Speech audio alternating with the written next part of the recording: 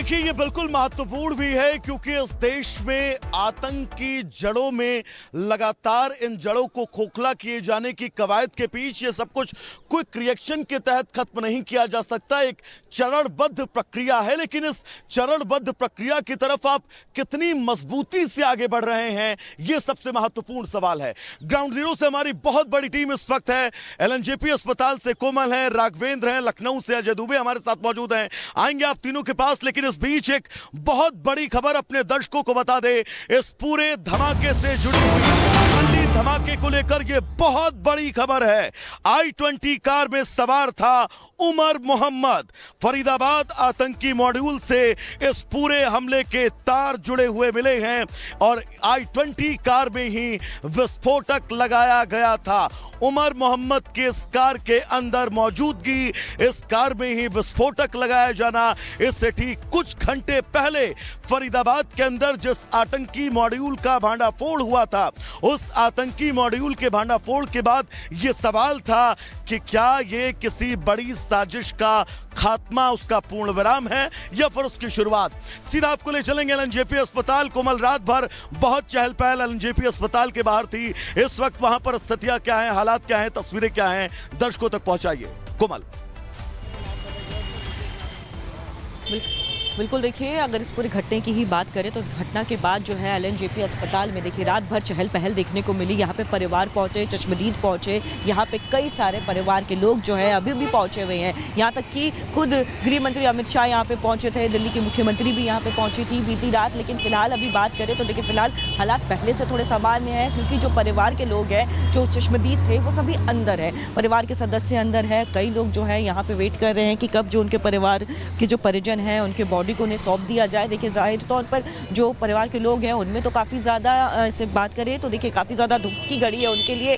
लेकिन इस अटैक की ही बात करें तो चारों तरफ इस अटैक की एक निंदा जो है वो हो रही है। अब लगातार सुरक्षा एजेंसियां जो हैं वो कई एंगल से जांच कर रही हैं। कल के दिन की बात करें, बीते दिन की, तो देखिए अमृत फरीदाबाद से हम तस्वीरें दिखा रहे थे, जहाँ पे पूरी तरह से एक आतंकवादी मॉड्यूल का खुलासा हुआ था कि किस तरह से मुजम्मिल जो है उसने अपने घर पे भारी विस्फोटक सामग्री रखी हुई थी और ठीक शाम होते होते दिल्ली के लाल किले के पास इतना बड़ा अटैक हो जाता है। और इसके साथ ही साथ जो गाड़ी पकड़ाई है 4 नंबर की ही गाड़ी होती है, उमर खालिद जो है उस गाड़ी में जो है मौजूद रहता है। तो ऐसे में सुरक्षा एजेंसियां जो हैं यही अनुमान लगा रही है कि ये फिदाइन हमला था।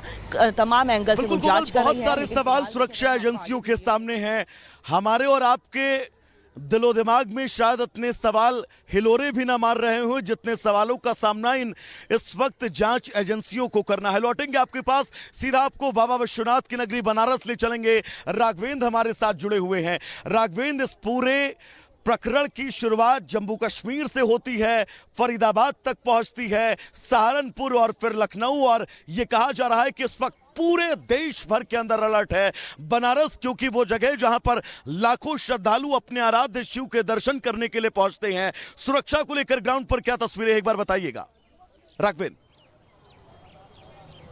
बिल्कुल, देखिए जैसे ही ये घटना घटी कुछ ही मिनटों में मुख्यमंत्री योगी आदित्यनाथ ने पूरे 75 जिले के डीएम और एसपी को हाई अलर्ट जोन में जाने के लिए बोल दिया कि आप 24 घंटे निगरानी करिए, जो भी विशेष प्रतिष्ठान है और चाहे नेपाल का पूरा बॉर्डर हो। कल ही यह मुख्यमंत्री ने निर्देश दिया और आज रिपब्लिक भारत की जो टीम है वो ग्राउंड जीरो पर बाबा विश्वनाथ के धाम के सामने है। जिस लाल किले के प्राचीर से देश आजादी का जश्न मनाता है, आज उसी लाल किले के सामने से देश को दहलाने की कोशिश की गई है। और यह मोदी सरकार में राजधानी में पहला विस्फोट है इस तरह से जिसमें इतने लोगों की जान गई और इतने लोग घायल हैं। लेकिन मैं सुरक्षा की अगर बात करूं तो जो भी प्रमुख पहचान, चाहे वो अयोध्या का राम मंदिर हो और चाहे ये बनारस का काशी विश्वनाथ मंदिर हो, आप देख सकते हैं कि यहाँ पर जो सिक्योरिटी है, जो पुलिस है, वो यहाँ पर एकदम हाई अलर्ट है। कोई भी गाड़ी यहाँ रुकने नहीं दी जा रही, कोई गाड़ी आ रही तो उसको आगे बढ़ा दिया जा रहा है। आप देख सकते हैं कि लगातार यहाँ पर सिक्योरिटी है। आप देख सकते हैं ये गेट नंबर 4 है, यहाँ पर भी उत्तर प्रदेश जो पुलिस है, जो स्पेशल फोर्स यहाँ पर लगी है, वो एकदम अलर्ट है। आप देखिए अंदर सीआरपीएफ के भी जो जवान हैं वह भी वहां पर खड़े हैं, कई चेकिंग के पॉइंट हैं, ऐसे किसी को नहीं जाने दिया जा रहा है और न ही सामने कोई गाड़ी। जिस तरह से आपने देखा होगा कि लाल किले के सामने चलती हुई गाड़ी में I-20 में विस्फोट किया गया, यानी वो गाड़ी पार्किंग में तो थी लेकिन जब उसमें विस्फोट हुआ तो वो चल रही थी, मूविंग में थी। तो इस तरह षड्यंत्र करके विस्फोट किया गया। लेकिन यहां पर आप देख सकते हैं कि हाईलाइट है, मैं कहूँ लगातार मैं कई मिनटों से देख रहा हूं कि यहां पर बिल्कुल राघवेंद्र, समझना होगा जांच एजेंसियों को, उन तमाम सुरक्षा एजेंसियों को जो लगातार इस देश को महफूज करने के लिए दिन रात जुटी रहती है। लौटेंगे आपके पास, सीधा आपको उत्तर प्रदेश की राजधानी लखनऊ लेकर चलते हैं। लखनऊ में अजय क्या कुछ स्थितियां हैं, सुरक्षा को लेकर इंतजामात क्या कुछ हैं, विस्तार से हमारे दर्शकों तक तस्वीरें पहुंचाइएगा अजय।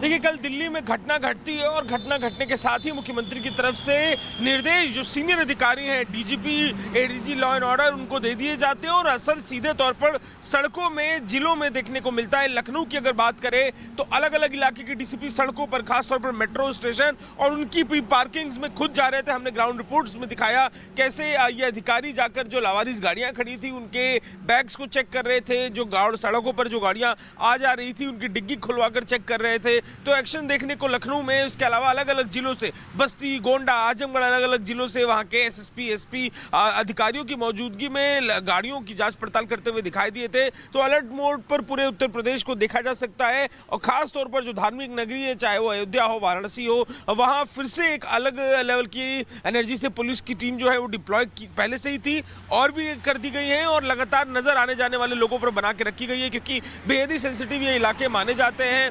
खुद मुख्यमंत्री लगातार देर रात तक फीडबैक लेते रहे, सीनियर अधिकारी पीएचक्यू में मौजूद रहे, अपने जो कैंप कार्यालय है वहां से फीडबैक लेते रहे और लगातार अनजान लोगों को रोकना, उनसे पूछताछ करना। लखनऊ में ही कल कुछ लोगों को एक पुलिस स्टेशन पर बैठाकर पूछताछ की गई क्योंकि उनके पास डॉक्यूमेंट्स मौजूद नहीं थे और बड़े ग्रुप में वो ट्रेवल कर रहे थे। तो लगातार एक्शन लखनऊ में देखने को मिल रहा है। पूरे उत्तर प्रदेश में इस समय हाई अलर्ट पर रखा गया है।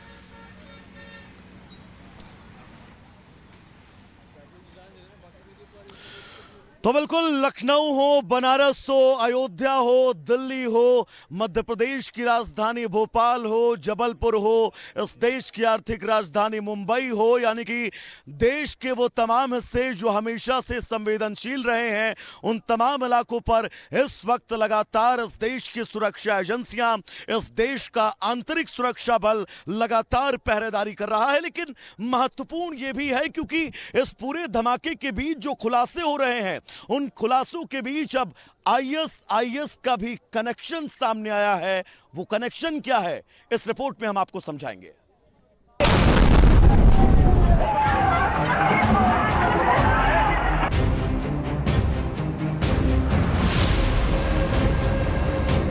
पहले फरीदाबाद में मिले हथियार, बाद में दिल्ली में कार में धमाका।